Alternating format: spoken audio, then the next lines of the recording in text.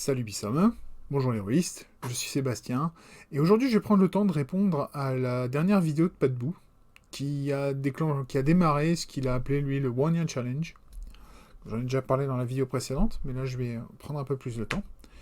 Et principalement donc son idée, pour faire simple, même si je mets le lien vers la vidéo en commentaire, enfin pas en commentaire mais dans la description, donc n'hésitez pas à aller la voir. Son idée c'est de créer un JDR perso sur un an. L'idée est intéressante. C'est peut-être l'excuse et l'initiative qui me manquait pour me servir de coup de pied au cul pour finir ce que j'avais commencé il y a 2 ans, à savoir un JDR perso dans mon univers moi, dont j'ai parlé pendant le RPG de 2022, où je parlais justement de l'univers Silbertal. Je reviendrai donc un peu plus en détail sur ce que j'ai déjà fait, sur ce qui reste à faire, et prendre le temps d'essayer de le développer malgré tout. Donc voilà. La vidéo, en dehors de ça, de cette introduction à ce One Year Challenge, c'est surtout pour répondre à la question de Patbou quand il finissait sa vidéo, et en gros pour demander par où il commence.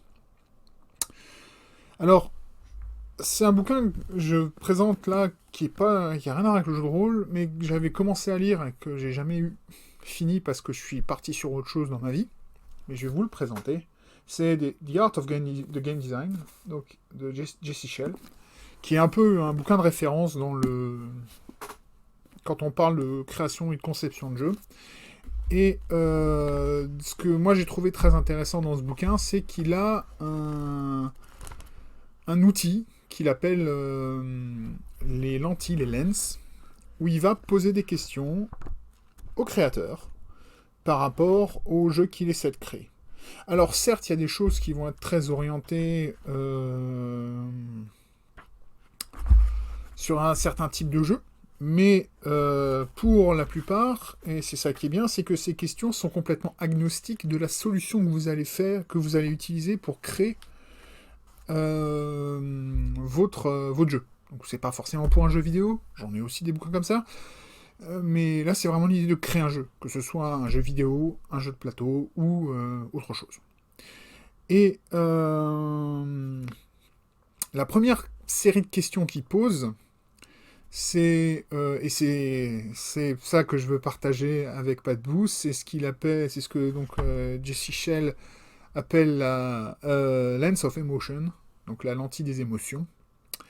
Alors, c'est en anglais dans le texte, je vais le traduire à la volée, ce sera mal traduit, dégueulasse. Je mettrai les questions en anglais dans la description, si vous voulez les voir, et je prendrai peut-être le temps de les traduire un peu plus proprement en texte, si ça vous intéresse. What emotion would you like my player to experience and why? Donc, et c'est ça c'est la première bonne question, et c'est en fait... et c'est cette question, en fait, je vais un peu la tordre pour le jeu de rôle. Et la première question, je l'ai mis dans les commentaires chez Patbou, mais je la redis ici. Quand vous voulez créer un JDR, la première question que vous devez répondre avant de vous casser la tête sur le setting et tout ça, sur le système, c'est quel genre d'histoire je veux raconter. Alors lui, il parle des émotions. C'est proche, puisque généralement une histoire va générer des émotions chez les joueurs, ceux qui vivent l'aventure. Et donc, cette question-là, ça paraît logique. Et pourquoi ça paraît logique en premier?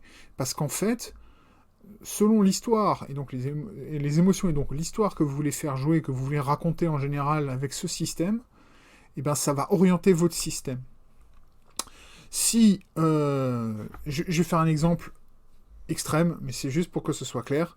Si je veux faire un système avec des combats hyper tactiques, où les joueurs doivent avoir beaucoup de possibilités et beaucoup d'options, je vais finir presque avec un jeu de plateau.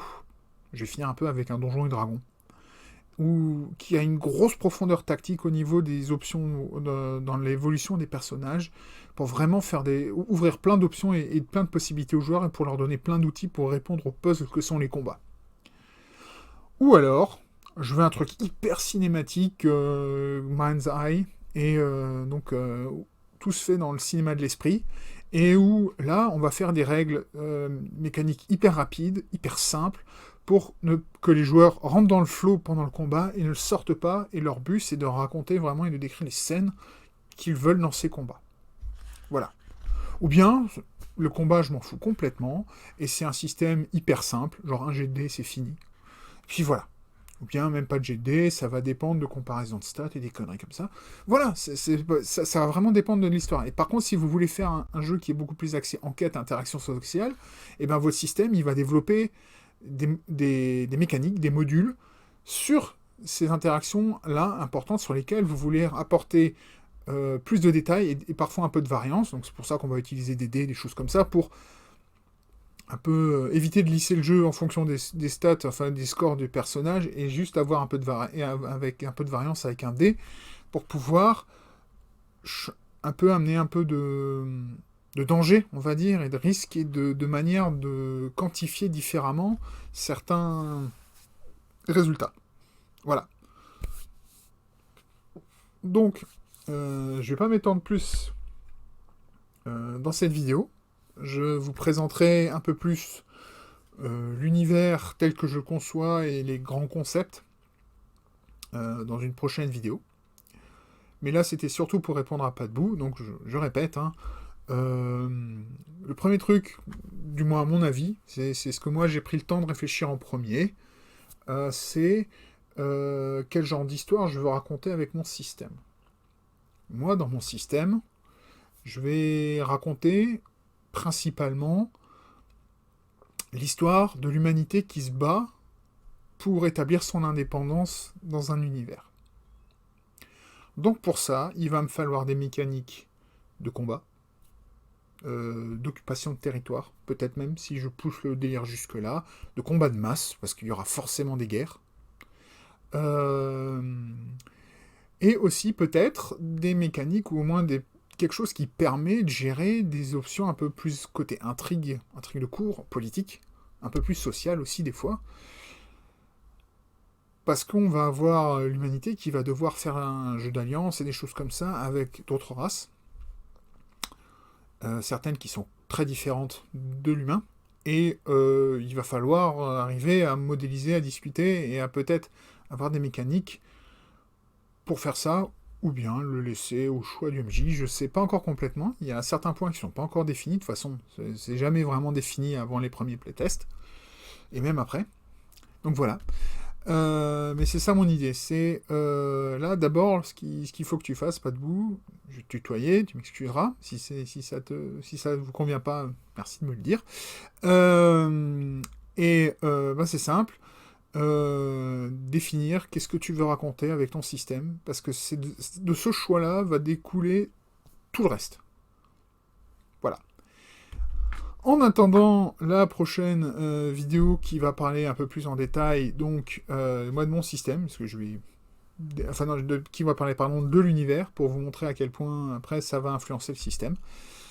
Eh bien, je vous laisse et je vous dis à la prochaine. Bispal.